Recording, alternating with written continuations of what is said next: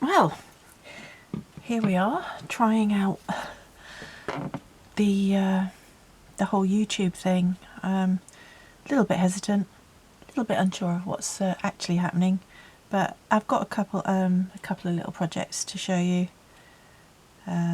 Just see how it goes, see how the lighting works, see how the sound works. Just hope you can come along for the reasonably short ride. Okay, so I have made these little sort of specimen cards using a few scraps and bits and pieces. I'd love to use up all the bits and pieces that I cut out from these gorgeous flower books, so let's get started. I'll show you what I'm using and how I came to these end results. Okay, so first of all, I was lucky enough a few days ago to buy this, what looks like quite simple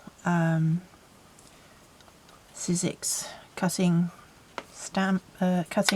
platform thing. It's a card, they say it's a card rectangle. So as I always do, I do a quick cut sample to add to my little library of things, and put them in the book so that I can look at various things that I might like to use along the, you know, when I'm creating something and think, oh, that's ideal. And when I folded it up, I kind of had this thought that it looks a bit like a specimen slide, and then that's where the journey took me. So let's get started with how I made these little specimen cards. So from good old file folders, cut out a couple, because why not, you know, one's always better than two, and it just escalates from there usually. So there we are, there's two of them cut out, and these little bits, yeah, just keep those for now, put those to one side. So here we are, and while I was doodling along experimenting, I realised that on the early versions I thought, well, I could have distressed those edges. So it's the first thing I do is distress these edges. I tack it like that. You could, you know, do circles, you could do however you like, but for me, grungy looking edges, the grungier the better really. Okay, so the next thing, as I say, I keep all my cuttings and things like that from all the books that I use along the way. This one of my favourites, Field Guides to Wildflowers. Pick them up in my local either charity shops or second-hand bookshops, that sort of thing. Not a single bit will go to waste. So here we've got two reasonably big scraps, but I'll use those. Now then, what I do is I have a little look and see how I can best use the pages. I mean, obviously I'd love to use something like that straight away, but it comes right in the middle, so I'm thinking let's try something else. Obviously use the numbers if you want. I'm not a massive fan of using the numbers, not in this context, because we're going to put decoration on it afterwards anyway. So maybe I want to try to audition this bit and see how I feel about this bit. This bit looks a little bit more interesting, a little bit more frugal. I think that's quite a good one, because we've got this lovely bit of red here. Now those little bits that I saved out of the middle, what I do is I pop it in there and move that to the side, and then when I'm cutting the bit that's going to go in the aperture, I know that I've got a reasonable border if I've used that. Okay, so we want two of those, don't we? So one, and let's audition another bit.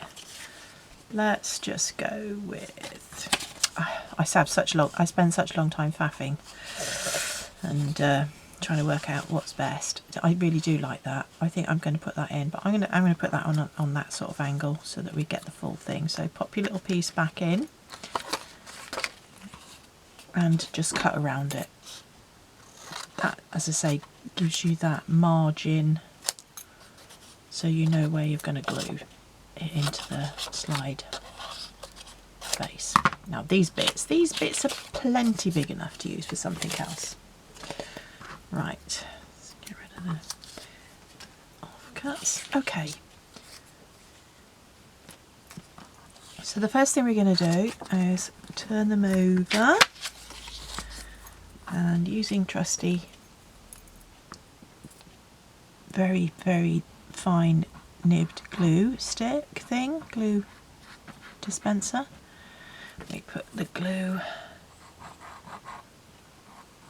around. Oh, there we are. Then this way I found is to put them down and drop the aperture over the top. Not brilliant positioning, but do you know what? That's going to be on the inside and it doesn't really matter. So we'll do the same with this one. Again, that was the bit that I was really liked, was that little red flash there. So if we pop that down there like that, give it a little press, and there we are. Okay, so as you can see, that one's quite bold, isn't it, the red one? There's not a lot else in there, but it's pretty enough. Okay, so there we have those two. Now what we can do now, and the quickest way to do it is just to get your glue. Make sure you do the edges, especially the open edges. The folded edges isn't quite as troublesome. But then what we do is we just fold that in half. Fold that in half. Give it a good squeeze. There we are. And the same with this piece. Give that a nice line of glue along there. Some in the middle. Don't know why, but you know, makes it all look a bit more as one. And then fold these little doodies in half. There we go. Give them a squish. Now, before I go any further, what I do next is I just round the corners off. And while you watch me rounding corners, I hope you're still with me. Yeah, when I come to view this back later, I shall probably criticise it beyond imagination, but hey, it's all a new game for me. Right, there we are. So, oops, that didn't work quite too well, did it? Yeah, brilliant. Okay, so there we have the two bases. Okay, now at this point we'll just do the usual distress around the edges. I'm using a very old ink pad that I've had for many years, and for some unknown reason at the time, maybe I could see into the future, I bought quite a lot of refills for them all, and this brown one, it's called Walnut. It's really handy. Okay, so there we have the two bases, I suppose. I'm not too happy with all this white, so I'm just going to give it a bit of a dirty up there. There we go. Maybe that one could be a bit dirtier. Yeah, there we go. It's vintaged. Suddenly become quite an antique looking thing. Okay, so the next thing that I've got is, any of you remember the old, gosh, whose were they? CDs stamps. They came in a little CD case and they were always purple. That was one of their trademarks. And it's self-adhesive and it's long, and I don't have a acrylic board big enough, so I just keep it on this ruler because it's one of the go-to stamps for me. It just screams botanical writing. Don't even know what it says, but hey ho. Right, so I'm just going to pop a little bit of that on that one there. and then do the same on this one here. There we are. And you wouldn't believe it, but we are so close to coming to the end of this little project. Got some printables here from Tracy. I'll leave links when I'm editing it up. And they just really lend themselves really well to this idea. Yeah, give it a little bit more. I know we don't always want to see people spending time doing stuff that we know how to do, but for those of you that haven't done this sort of thing before, anybody that's a real beginner at this sort of thing will appreciate how it's the little things that make these projects really sing, you know. There we go. I continually walk around with brown stain on my fingers. There we are. Right. And again, simple case now of just sticking said label to the slide. There are times when straightness and things like that really count. I think this first label that we put on looks much nicer if it is centred up with the little aperture there. I tell you what, one day in the future, if they ever need my fingerprint, there's plenty of them.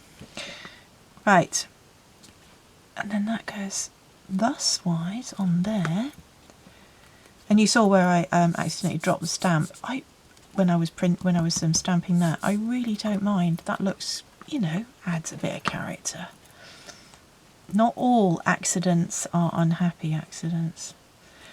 Right, here we go. So we've got a fairly big label with this one, a fairly fat one, and a fairly thin one with this one. So I think what I'm going to do, balance it up a bit. I'm going to stick the very large label on there. Let's put that on there, and the slightly smaller one on the greeny one. There we go. You can, of course, if you position things differently, you know, you could put an eyelet in there, you could make it into a tag. But I think as a little thing to slip inside a tuck, a pocket, something like that in a journal, I think they're pretty darn cute. The backs, I suppose, you know, again, you could use those for journaling space. I do have a rubber stamp that does, you know, nice lines on, that sort of thing. So there we are.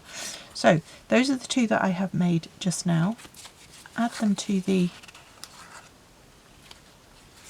4 that I'd made previously, and I think they look fine and dandy. Well, thank you very much for bearing with me on this. It's been a bit of a interesting little journey for me. I hope to be doing more of them, more videos soon. Let me know, leave, you know, subscribe, like, all of those other things that people need to be told to do these days. So that if you like what you've seen, you want to see more, have any hints, tips, want to subscribe, you know, come along, and yeah, links will be in the comments below for anybody that wants to know where I got these things from and what I used. So thank you very much. See you soon.